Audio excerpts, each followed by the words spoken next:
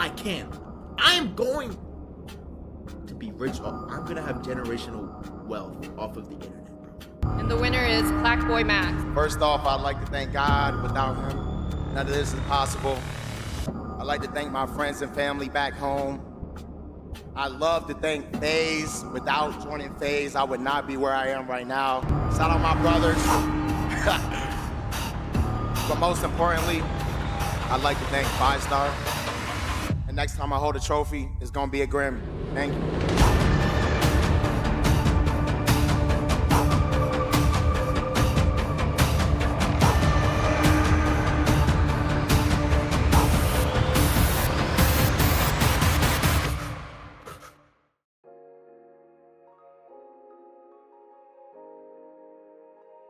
We are completely past the era of being known and being able to do only one thing. If all you know how to do is rap, hang it up. All you know how to do is make beats, hang it up. If we're in 2025 and you want to make music, you have to be good at multiple things. And the most important part of that is marketing. And what is the most popular way to market in 2025? Creating content for social media.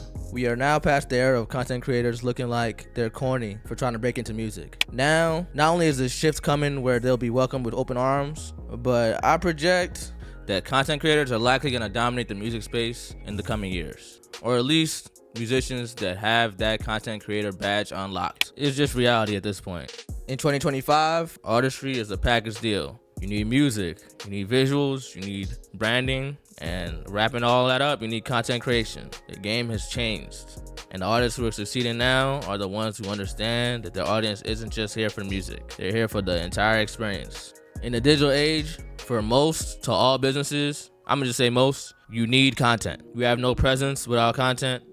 You have no advertising without content. Without a way to connect to people, you're shit out of luck if you want to sell anything, including music. Where do we start when we want to talk content creator musicians in 2025? I can't tell you. But I can tell you, the first person I think of, that's DDG. Oh yes, bring the booze on. Come on, boo.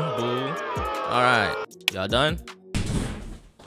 Gun to the back of your head, name 5 DDG songs. All good though, I'ma note that shit when I blow you up. Now that y'all done hating for no reason, let's talk about the facts. DDG is probably one of the most notable figures when it comes to content creation and marketing and monetizing your life, at least as it relates to young millennials and Gen Z YouTube watchers. He's done it in every way, shape, and form and taught his friends and family how to do the same. And then he made the transition into music. And what seems to always happen in black culture or just in pop culture in general, he's shamed for making that transition into music. It's not taken seriously at all. He's looked at as corny or lame or whatever. Now, I can understand maybe the early songs was ass. I don't really remember. For me to reply to that kick, these hoes like my nerves, I'm avoiding that bitch. After getting a platinum plaque, viral hits, at a certain point, you have to respect the artistry. And then you gotta put that nonsense up. But no, you don't get the same leeway that, people like Joji did. In hip hop, we have a much tougher system of gatekeepers. Joji's rebrand slipped under the cracks, but our musicians, they have to be drug dealers or murderers. Nobody living a fun life. Listen to nice music. Listen to happy music. Listen to music about relationships and shit.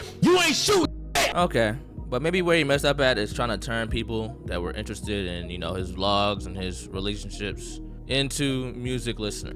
That's probably why it took a little bit longer and the support wasn't all the way there. What about when you build a community of people that love the same thing you do? What does that look like? And the winner is Plaqueboymax. If you not ball hog, then die. I'm gonna let y'all in on a little secret. I've been DEO since the King of the Hill days. I'm 5 Star, SLG, Mafia, YRG, but I'm also pushing 30. So in any case, I've been on the internet long enough and been in the spaces long enough to see what it looks like when you build an audience and prime them with your interests in order to be something like this.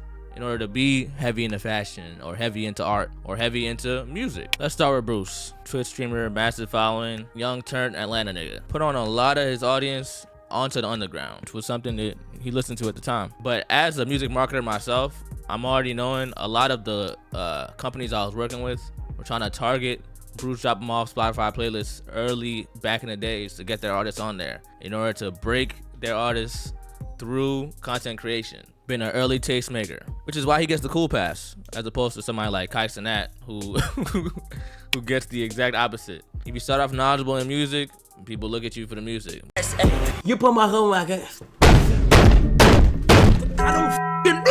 I don't. I'm actually getting mad. Yeah, you're looking at the truth, the money never lie. No, I'm the one, yeah, I'm the one. And you're going too crazy in Chicago. I don't fucking. But if you switch into music, now you're just a poser. So that's something to keep in mind. But back to Bruce. Him being in Atlanta, association with all the underground Atlanta artists, locked in with Lucky, Lil Candy Paint, just being a hub for all the underground listeners who are also into internet culture like Twitch, made it so easy to sign his own artists. I'm sure at one point he probably wanted to be an artist himself, but I like it much better for him to be the CEO. Even though we probably won't get another, great song like Pay Me the Black Amount. Pay me the black amount. Or Bank Till I Know Where I Stay. Bank till I know where I stay. At least we got Protect. And it's kind of early to call it, but for all the hate Protect gets, I fuck with a couple joints. The writing gets a little repetitive, but yeah, hey man, he got a lot of time to prove himself. So I'm waiting to see what he can do there. All right, now if 5-Star hasn't clicked off the video by now, let's talk about PBM from the J. I was a little late to this one. Found him, I think, right after the Young Chris 1v1s. And since he's real into music, even though I'm a FL hater, I stuck around and watched him build a community up around the same shit that I love, music. Although at times the nigga's taste is insane. But after years of developing a sound, months of in the booths, you can really see now there's a new front runner for content creator rapper of the year, and the year just started.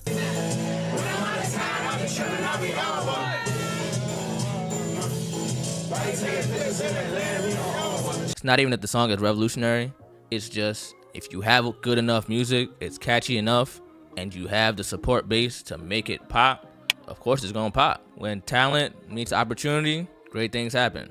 And that's what we see in this new Pink Dread song. It's not just a song, it's a movement. The TikToks, the dances, the reactions, the endless Twitter clip pages. This has been in the making, but the song really expedited this video.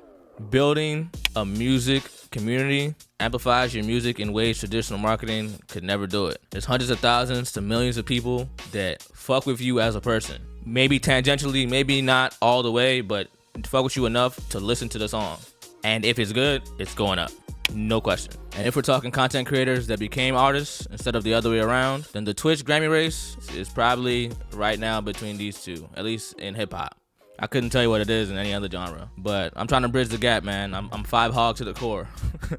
If we're just talking impact on the music industry and streamer rappers, we could even talk Kai Cenat and IShowSpeed. In no world are these two gonna be the people that we look to for musical talent or advice or their opinion, more than just for the entertainment factor. But for how unserious they are in terms of music, and they are very unserious, it's amazing the type of numbers that they can do just looking at it from an entertainment standpoint. Like the regular YouTube content creators that try to make songs nowadays, they're not hitting the same level of peaks that streamers can do just by building that community up. I wouldn't even talk Speed songs just because he's definitely very unserious when it comes to making music. But Kai gave it an attempt. Bust Down Roll the Avalanche. I can't lie to you, his verse was all over the place. But that doesn't matter when you have motion. Song is gold, even with his all over the place verse. He was saved by Annalie Choppa, but a gold plaque's a gold plaque. Nobody can take that plaque away from him. And further than that, now he's venturing into underground hip hop to the dismay of all underground heads everywhere. But I've already talked about that. I'm not even gonna get too deep into that. As much as I don't like him, even somebody like Neon, although not necessarily a tastemaker, is a platform in his own right. He has the right combination of tools that can make things go crazy. If he didn't have the Clippers on staff for his Leangelo Ball stream, would we have gotten that miraculous song to drop? I might swerve in that corner, whoa, whoa, whoa. Content creators are at every level being used to market music in the most creative ways nowadays. He was a springboard to a viral meme and now a hot song all over the culture. Benji Blue Bills is getting a resurgence right now in more mainstream culture due to that A-Rage song, which is attached to Plaqueboymax, but it's more of a product of Your Rage. It's gonna be a great year for content creators in music.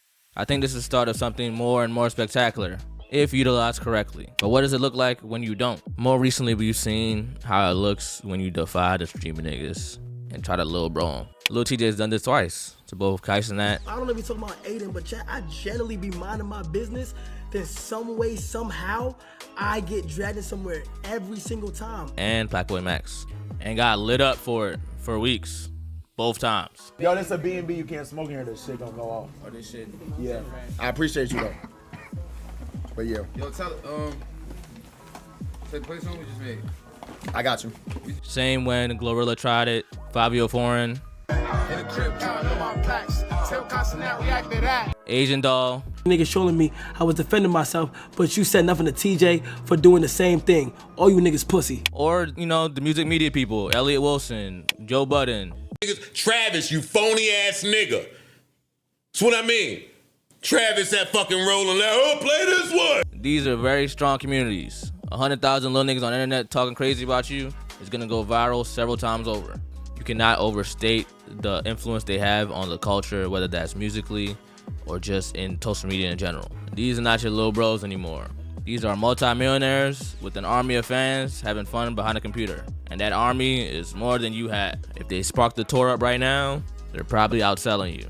You can keep playing if you want to, but I don't advise it. We can easily see the music industry doesn't necessarily have to go through these niggas, but they are. This looks like the next wave, as been confirmed by all media movement in the last couple of months. Back in the day, you had to intern at a label.